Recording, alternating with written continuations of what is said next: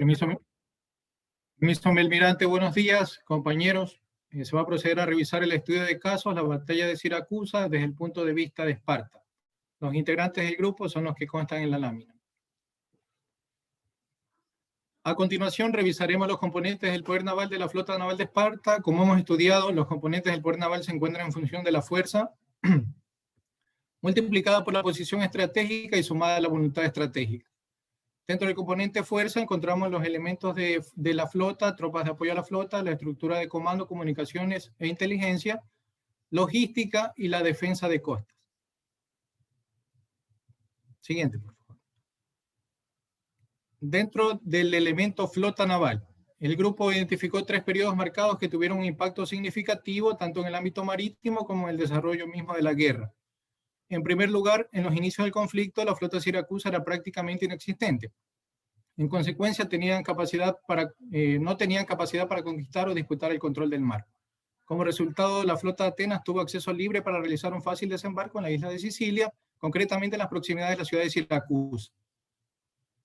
En el desarrollo de la flota naval que defendió Siracusa, hemos resaltado la importancia que jugó la intervención del general espartano Gilipo, el cual, a pesar de ser el comandante de las fuerzas de tierra, visualizó la importancia que tendría una flota naval dentro del conflicto.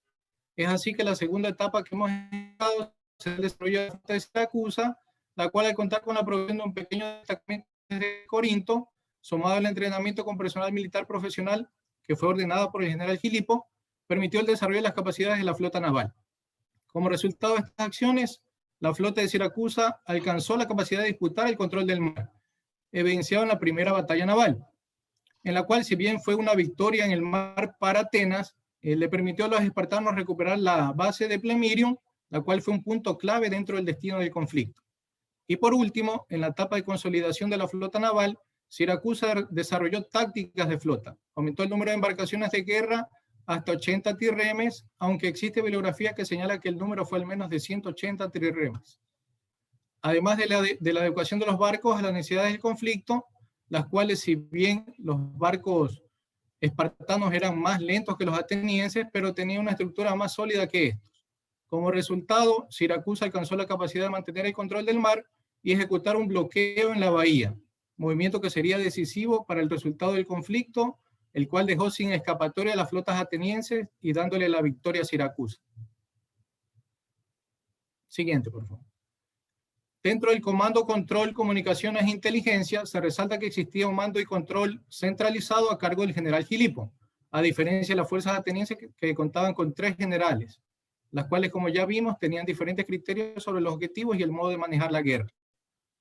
En el ámbito de las comunicaciones, la profesionalización de la fuerza permitió crear una estructura de mando estructurada, la cual es comparable a lo que hoy conocemos como comandantes de unidades y comandantes de escuadrones. Esto significa una notable mejoría en cuanto a la transmisión de las comunicaciones. En inteligencia, contaban con una fuente importante de información, la cual estaba fundamentada en el general ateniense Alcibiades, quien conocía las debilidades de la fuerza de Atenas y fue de gran ayuda a los espartanos. Dentro del ámbito de logística, se debe resaltar que las unidades tenían puertos cercanos al área de combate, lo que les permitía contar con líneas de abastecimiento relativamente cortas. Y finalmente, la defensa de costa, en lo relativo a personal, esta se materializaba a través de las fuerzas espartanas y de Siracusa, mientras que en los medios materiales se destaca el reforzamiento del contramuro en la meseta de Pipolae. En lo que corresponde al componente terrestre, este estuvo conformado por soldados siracusanos y los estados miembros de la Liga del Peloponeso, Corinto y Esparta, los cuales fueron distribuidos de la siguiente manera. Hoplitas, quienes eran la infantería principal, con alrededor de 4.000 espartanos y un número no determinado de siracusanos. Sin embargo, se estima que estuvo a la par en número de los soldados atenienses al inicio de la batalla. En la caballería estaba conformado por alrededor de 100 espartanos y 1.200 siracusanos, lo que corresponde a arqueros entre lanzajabalinas y honderos en un número no determinado tanto para espartanos como siracusanos. Siguiente, por favor. En lo que corresponde al mando, se debe resaltar la actuación de los generales. El general Alcibiades, que si bien era un político y estratega ateniense, el cual, estando en campaña en Sicilia, es enviado a Atenas para ser juzgado por una supuesta decapitación de las estatuas del dios Hermes de un templo ateniense. Sin embargo, este se escapó de sus captores y huyó hacia Esparta en el 415 a.C., en donde se desempeñó como consejero militar de Esparta, traicionando a los atenienses, y debido a su gran capacidad como estratega, consiguió la participación de Corinto y Esparta, ciudades-estados de la Liga del Peloponeso, para apoyar la defensa de Siracusa. Es así que Esparta envió al general Filipo para la defensa de Siracusa, y su llegada dio un giro contundente a la contienda, ya que reorganizó y reforzó al ejército siracusano. Con esto derrotó las tropas del general Nicias y posteriormente a los refuerzos atenienses que llegaron con el general Demóstenes, con lo que se consiguió una aplastante victoria contra los atenienses en Siracusa. En lo que corresponde a la posición, los puntos decisivos o terrenos claves que se identificaron, sobre el cual se debe aplicar el máximo poder combatiente y que dieron una situación ventajosa sobre el enemigo, fueron la meseta del Epipolae, la bahía de Siracusa y la base de Plemirium.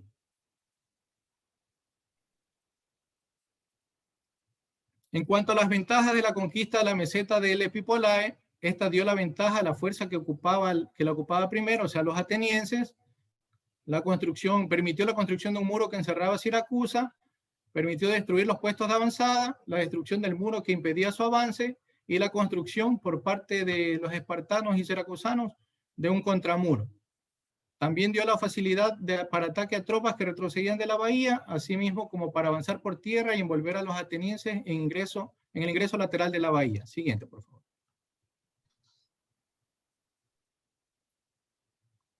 El control temporal del canal de ingreso dio la ventaja a la fuerza, ya que le permitió efectuar las operaciones de conquista mediante bloqueos navales sin resistencia. Esto de aquí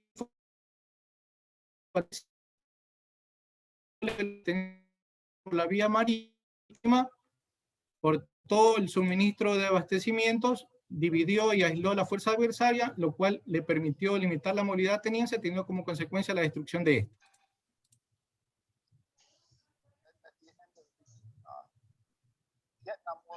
Siguiente, por favor.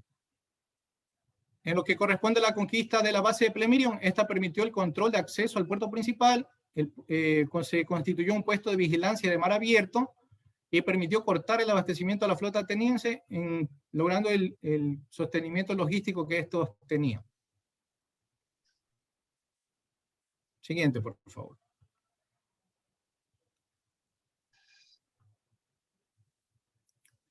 Para hablar sobre la voluntad estratégica es necesario analizar la política de Esparta, la cual era gobernada por una monarquía bajo el mando de dos reyes, en lo que se conoce actualmente como una diarquía, siguiendo una línea política conservadora, pero con oposición a los regímenes tiránicos. Tanto Esparta como Corinto, que participaron en la batalla, conformaban parte de la Liga del Peloponeso, que era una alianza entre estados del Peloponeso bajo el férreo control de Esparta, aun cuando mantenían para la toma de decisiones una asamblea y un consejo de aliados, siendo el principal objetivo de la Liga el proporcionar la seguridad de los Estados miembros. Esparta, producto de la formación y excelencia militar impuesta por sus líderes, mantenía una férrea estrategia terrestre, mas no una marítima, aun cuando contaba con una pequeña flota. La Liga del Peloponeso tomó la decisión de enviar una expedición a Sicilia, producto de la petición diplomática de Siracusa y luego de su primera derrota y ante una posible rendición.